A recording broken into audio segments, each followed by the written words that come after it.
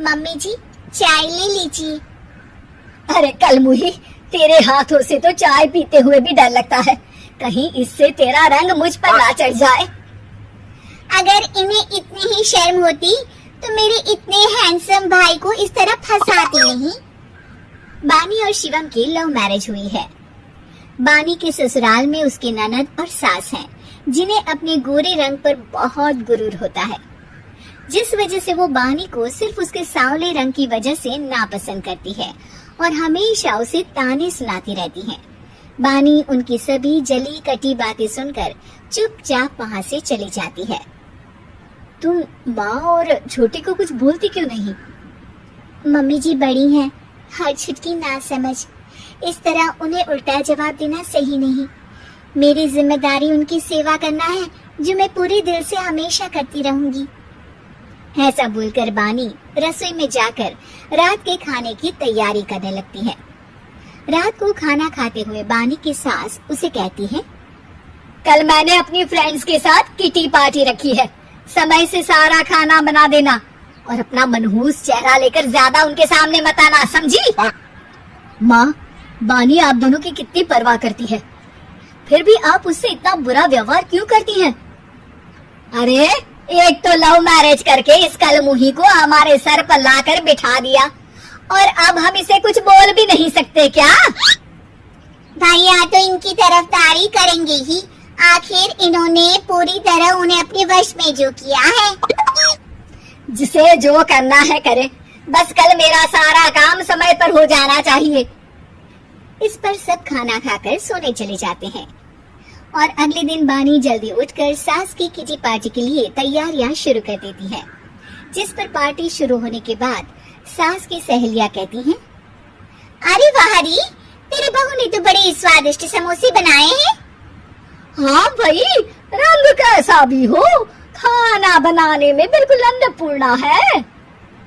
अरे इसकी भी क्या बात करनी, मेरी बेटी से मिलो, इसकी सुंदरता के आगे तो उर्वशी रंभा भी फेल है।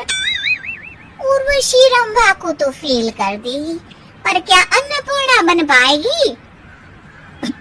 अरे इसे काम करने की क्या जरूरत, उसके लिए बानी है तो, और मैं तो इसकी शादी भी किसी नौकर चाकर वाले घर में ही करूंगी। बानी वापस रसोई में चली जाती है और किटी पार्टी चलती रहती है। उसी रात को बानी की सास गुस्से में चिल्लाते हुए अपने कमरे से बाहर निकल कर आती है। हाय रे, चोरी हो गई, मेरे पैसे, पक्का पक्का इस कलमुही की वजह से हुआ है ये सब। अरे क्या हुआ माँ, कौन सा आसमान टूट गया? अरे आसमान तो उसी दिन टूट गया था जब तू इस कलमुही से शादी करके इसे घर में ले आया था। खुद तो आई ही, अपने साथ साथ मनहूसियत का काला साया भी मेरे घर ले आई। अरे हुआ क्या माँ? अरे मेरी तिजोरी में रखे पैसे कहीं गायब हो गए, सुबह ही देखा, अरे यही रखे थे। क्या आप मुझ पर चोरी का इल्जाम लगा रही है? अरे काली बिल्ली पर भी क्या कोई मनहूसियत का इल्जाम लगाता है? ऐसा बोलकर बानी की सास वहाँ से चली जाती है, जिसके बाद शिवम और बानी बात करने लगते हैं। देखो, मम्मी की बात का बुरा मत मानना, वो बस परेशान है ना, इसलिए कुछ भी बोल गई। वो परेशान नहीं, मुझसे नफरत की वजह से ऐसा बोलकर गई हैं। उन्हें मैं हमेशा एक आंख नहीं सुहाती। देखो बानी, अगर तुम चाहो तो हम दूसरा घर लेकर वहाँ शिफ्ट कर सकते हैं। आखिर तुमसे प्यार करके तुम्हें अपनी जिम्मेदारी पर इस घर में लेकर आया हूँ, इस तरह टॉर्चर नहीं होने दे सकता। अगर आप साथ हैं तो मुझे किसी चीज की टेंशन नहीं, और आखिर वो हमारे बुजुर्ग हैं, हम उन्हें और छुटकी को इस तरह अकेले छोड़कर कैसे जा सकते हैं। इसके बाद बानी भी अपने कमरे में चली जाती है और अब हर रोज उसकी सास की तिजोरी से पैसे गायब होने लगते हैं। इसी तरह कुछ समय बीत जाता है और वो हर बार हर चीज का इल्जाम बानी पर लगाती है, पर बानी कभी कुछ भी नहीं बोलती। कलमुही, नास पीटी, बहू को घर की लक्ष्मी बोलते हैं, ये तो पनौती बनकर आई है, पनौती। एक रात बानी की सास को आधी रात में प्यास लगती है, तो वो पानी पीने रसोई की तरफ जाती है। तभी उसे अपनी बेटी के कमरे में कुछ आवाज सुनाई देती है।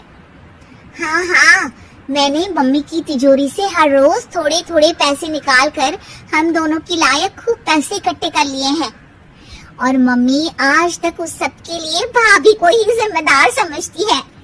तुम बस जल्दी से आकर मुझे यहाँ से ले जाओ और हम कहीं दूर जाकर शादी कर लेंगे। मम्मी को कुछ पता नहीं चलेगा। सब मुसीबत खत्म। अपनी बेटी की ये सारी बातें सुनकर बानी की सास भौचक्की रह जाती है और अपने कमरे में वापस चली जाती है।